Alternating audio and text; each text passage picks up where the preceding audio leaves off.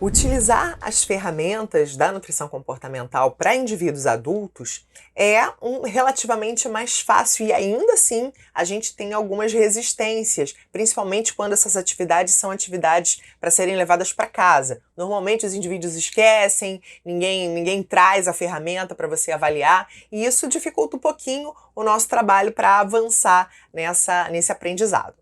Para crianças e adolescentes, essa dificuldade é um pouco maior. Por isso que essas ferramentas devem ser prioritariamente utilizadas dentro de consultório.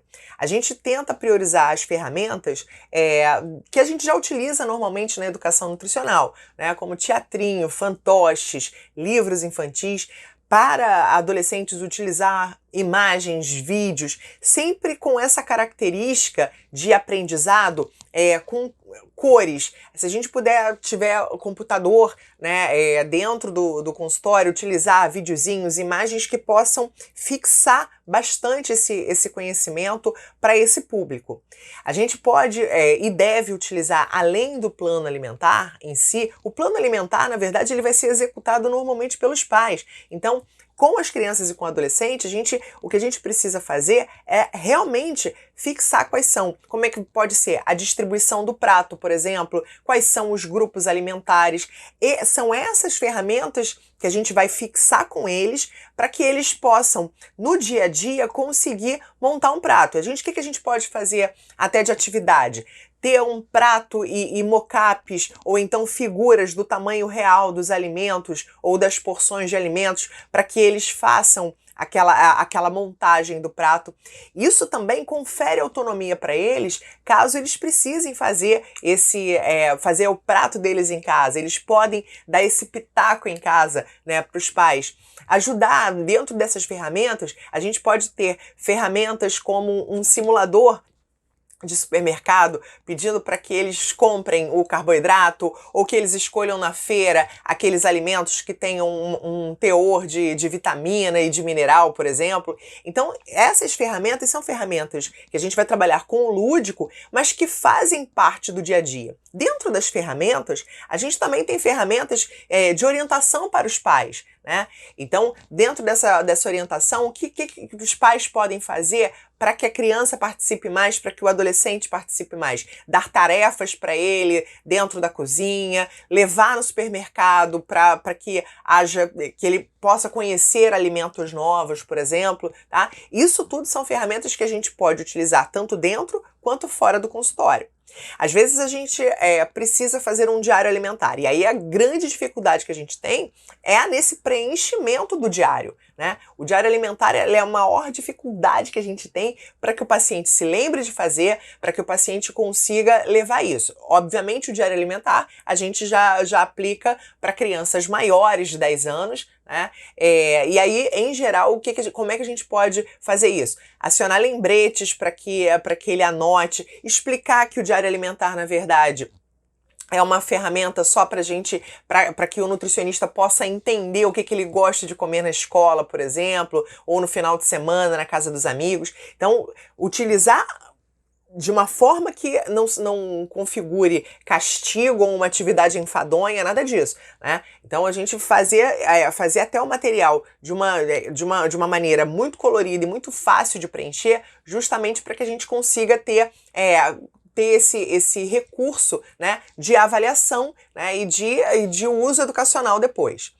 Quando a gente pode fazer o diário alimentar, a gente pode fazer a frequência alimentar, por exemplo, com tabelas para a criança, e aí colocar isso como rotina durante uma semana só, tá, gente? A gente não deve fazer mais do que uma semana de ferramentas, por exemplo, como diário alimentar e frequência alimentar, porque simplesmente as pessoas não preenchem, as pessoas esquecem, acabam não preenchendo, e isso, de repente, acaba minando o nosso trabalho. Tá? Então, para que realmente seja algo eficiente, eficaz para a nossa avaliação, a gente precisa fazer com que essas ferramentas sejam curtas, mas muito motivadoras. Tá? Então, dentro dessa ferramenta de frequência alimentar, a gente fazer uma tabelinha, por exemplo, né, para prova de alimentos. Então, assim, que alimento novo que aquela criança provou, fazer carinhas felizes ou tristes de quanto ela gostou, para que ela dê uma escala de positivo ou negativo, por exemplo. Né? Então, são alguns recursos que a gente pode utilizar no dia a dia e estabelecer com os pais, ó, utilizar essa ferramenta na hora do almoço, ou na hora do jantar, ou na hora do lanche, tá? Isso são coisas que vão facilitando o nosso trabalho. Em relação ao diário alimentar, por exemplo, para crianças maiores e para adolescentes, também evitar mais do que 5 dias de avaliação, porque realmente eles não fazem o preenchimento de forma adequada. Essas são algumas formas da gente avaliar, e a gente pode criar jogos também, né? Durante a semana, criar tarefas de experimentar um X número de frutas diferentes ou consumir tantas porções de vegetais durante aquela semana. Né? E estabelecer alguma premiação, que não seja com comida, obviamente, né? Mas estabelecer algum tipo de premiação para a consulta seguinte, né? Para que ele tenha motivação, de fato, para fazer aquela ferramenta. A gente pode utilizar joguinhos de tabuleiro com os personagens da moda. Isso é muito importante, gente. Essa personalização da ferramenta, a gente tem que ter, dentro da nossa anamnese ou da nossa entrevista motivacional, perguntar qual é o desenho favorito da criança, ou para o adolescente, qual é o ídolo dele. Porque quando a gente faz a ferramenta, a gente pode dar esse toque especial com essa característica personalizada. Isso faz com que ele se identifique com aquilo e queira participar também.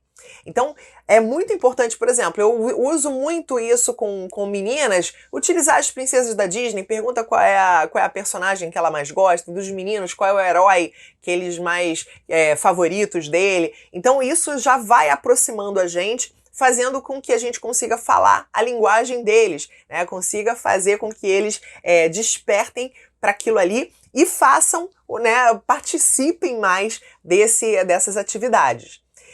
Normalmente, a gente precisa entender para que servem as ferramentas. Não é jogar a ferramenta de forma aleatória.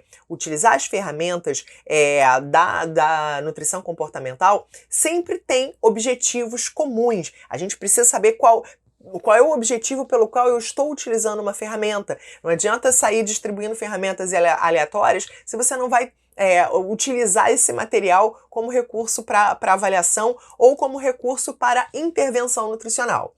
Sempre que puder, faça da sua consulta, faça daquele momento da consulta um momento de aprendizado divertido, para que realmente haja uma adesão ao tratamento e, mais do que isso, para que seu tratamento seja de fato efetivo para esse público infanto-juvenil.